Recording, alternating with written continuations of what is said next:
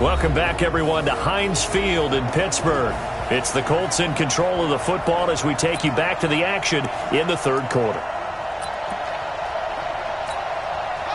The Colts come to the line ready to start their next drive. And here we are almost through 3 quarters of play, and this passing game still has not really found any kind of rhythm. Put it mildly, because they're not even over 100 yards yet. And in today's NFL, where it's a pass-first league, that is quite surprising.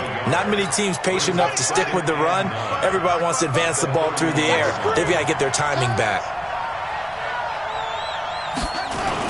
They go right back to Mack. They follow up the first down 1-yard run with a minimal gain of 2. But we just saw a great example of what we talked about with his coach prior to the game. He's definitely one of the better linebackers at reading a play and flowing to make the stop before it turns into something big. On third down, Brissett. And he will not be able to hang on through the contact. It's incomplete. The coverage strong, and now it's fourth down. You can tell they were hoping for a flag there offensively. Several on the sideline motioning, hey, why not a penalty? Why not a penalty? What did you see? Yeah, I think you got to let them play, and the officials are instructed. If there's contact coming from both sides, no flag. Let them fight it out. And forces fourth down.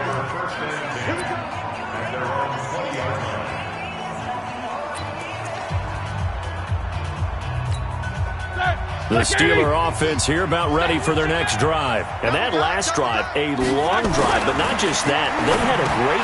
And that's intercepted. It's Darius Leonard, the 2018 Defensive Rookie of the Year. And his guys will take over at the 25-yard line. Let's make these babies cry on the way back home, yo. Let's make these babies cry. Play fake, Brissett. Letting one go deep for the end zone. And that is incomplete. Showed off the arm strength there, but to no avail. Second down. Try to get one more in here before the quarter breaks.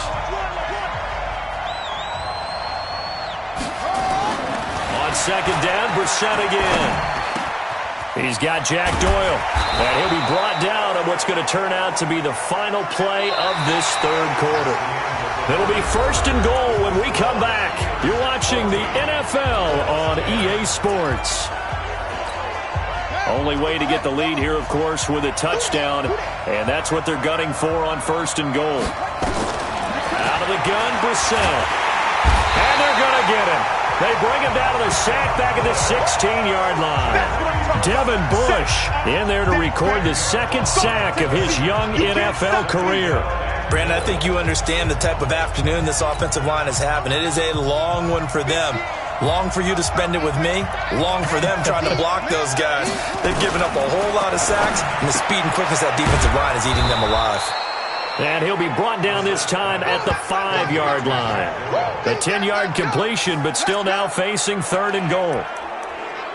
And he's the epitome of what we call the move tight end. A guy that you can line up anywhere. In the slot, out wide, in tight.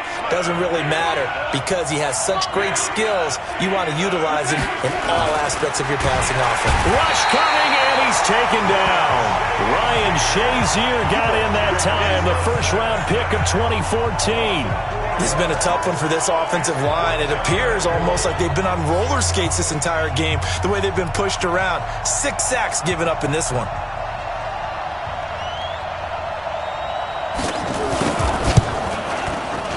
And his kick is good. And the lead is down to 1 now at 14-13. So with that field goal, this one's now back within a field goal. Maybe not the ultimate result they wanted, but gets them that much closer. This game is unfolding like a really good book, isn't it? Because I feel like there's a few more plot twists yet to be revealed before this one is over. And he nearly broke that for more, but as it is, they'll start this drive at about the 37-yard line. Getting set to go again, Ben Roethlisberger marches onto the field. And he comes out on the heels of an interception he threw last time they had the ball. Yeah, and you know, the quarterbacks that I know that are the best ones, the ones that really know how to lead their team, they tell them, that's on me. That's my bad. But let's go back out there and move ahead again, guys. We can get this done. One good thing for him, it did only lead to 3 points and not a touchdown after that turnover. Big thanks to the defense. On second down now. It's Connor, and not much room to operate as he'll get this up only to about the 41. They had 3 yards on first down, just 1 yard there. That's it. That's what you want. Straight ahead positive gain. Just keep that clock ticking. And the Steelers on third down. They've been very good, 5 for 7 thus far. This will be 3rd and 6. Again, it's Connor, and the play goes nowhere. Losing yardage back near the 40 at the 39. A 3-yard loss. 4th down now. I know they've got to be careful not to go to the well too often, but it's a fine line, isn't it? Because sometimes, if you've got success, you want to just keep pounding away. But no success there. They rallied quickly on the defensive end. And this is going to hit the goal line and continue on into the end zone for a touchback. Here comes the Indianapolis offense now as they get set to take over. And last time they got 3 points, but it was a chip shot field goal. And when you go to the sideline after a chip shot field goal, maybe the offense not too happy. It's a balancing act, isn't it? Because you're exactly right. They're none too pleased that they didn't. And the Steeler pressure too much here. He's going to go down.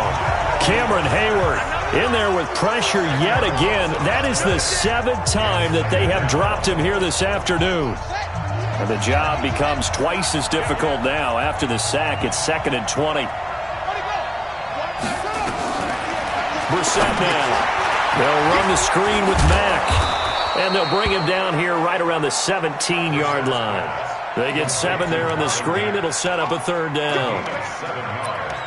One thing I think that's safe to say defensively, the tackling's been really good. And because of that, it's been very, very hard for them to move the ball because you're not getting the benefits of run after catch. They're tackling almost on the spot. That means you have to run extra plays, harder to move it. And mark him down way up close to the 40 at the 39. They convert on 3rd with a gain of 22. Some good games going on in the early window. This might be the best of the bunch. First down, Brissett over the middle, and it's incomplete. He was looking for Jack Doyle that time. That'll bring up 2nd down. I know coaches tell us all the time that having a powerful arm isn't the #1 thing they look for in a quarterback. But when you're trying to throw inside routes and you need to put some heat on it, it helps have the big gun. In this case, just a little bit too much. Throwing again here on 2nd down, this time complete. And he'll be taken down at the 46-yard line. The reception good for 7. It's 3rd down. As big of a play as we've had in this one so far. This is 3rd and 3. They'll throw again. Brissett finds his big tight end, Mo Alley-Cox. And they're going to have themselves another first down as the tackle's made at the Steelers' 38-yard line. As far as tight ends go, this guy's not a speed burner. He's much more of an inline blocking type of a tight end. But how about this last play? Made a nice catch and picked up the first down. That's what impresses me about him. When he's called upon, usually gets it done. And now a throw on first down there, but it's incomplete. So the Colts in possession of the football as we get you reset. And let's see what they've come up with offensively after having time to talk it over. Now this one to his tight end out on the right side. And he's brought down at the 34. Call it a gain of 4. Back to throw. Gosh, given the time in the short game, and he can't get a throw away. He's taken down. The Colts going to use the first of their timeouts as they stop it prior to what will be an important 4th down. 1 score down. Here we go. They're going to go for it here on 4th down. Now Brissett on 4th down. And that is incomplete. They had to go for it with such little time remaining. And this Steeler defense able to come up with a stop. So now let's reset here, Charles. They do have 2 timeouts left, so they can stop the clock twice. This one's not quite over yet. No, and what you're doing on defense, you're going to use both timeouts, obviously. But you've got to call defenses are going to force the issue early, meaning you want that play over fast. You don't want to give them time to dance around in the backfield or run a wide sweep that'll take off time. Blitz them, put pressure on them, make sure that play ends quickly so that you can go ahead and keep moving.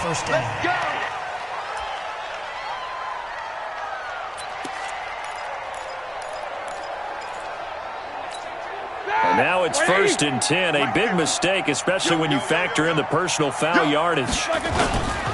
Now Ben going to give this one to Connor.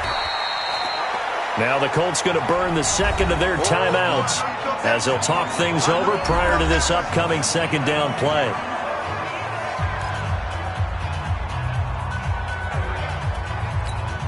The last run got a couple. Here's 2nd and 8. Double tight, guys. Double alert. What's up? 59, what's up? 59, what's up? He'll stay on the ground with Connor again. And he's going to have to protect the football and take his lumps here at this stage of the game as they stop him behind the line.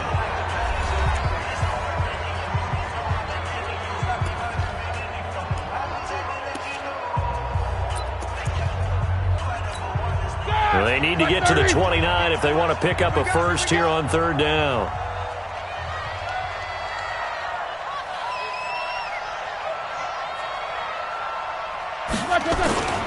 On 3rd down, it's Connor.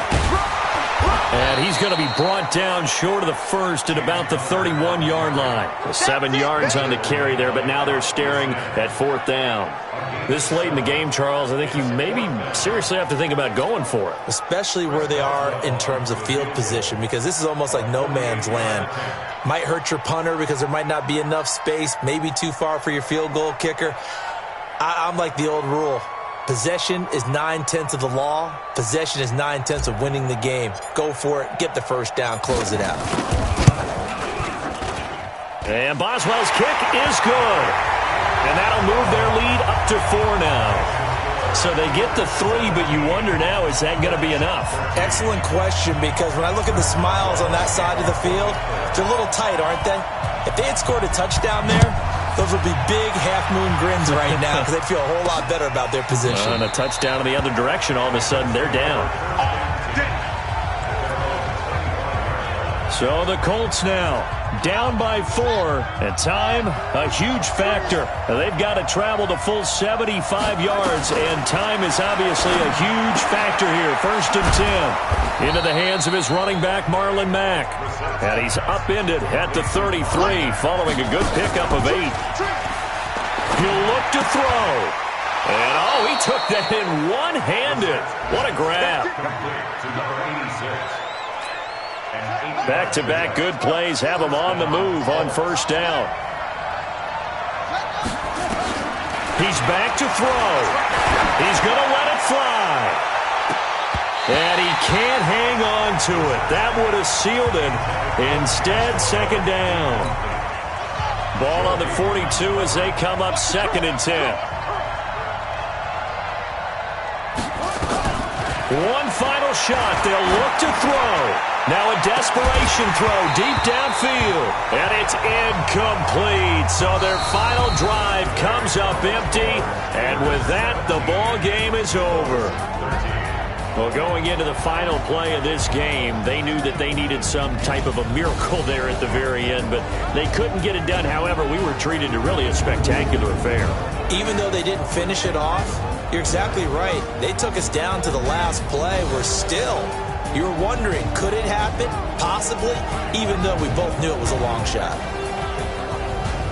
So for Pittsburgh, they continue to cruise through this first half of the schedule as they move to 8-0 now on the campaign. And they'll get to stay home again next week.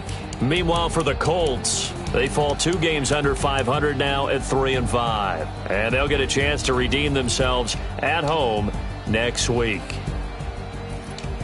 Thanks for tuning in, everybody. Alongside Charles Davis, we thank our entire crew. I'm Brandon Gaudin. This is the NFL on EA Sports.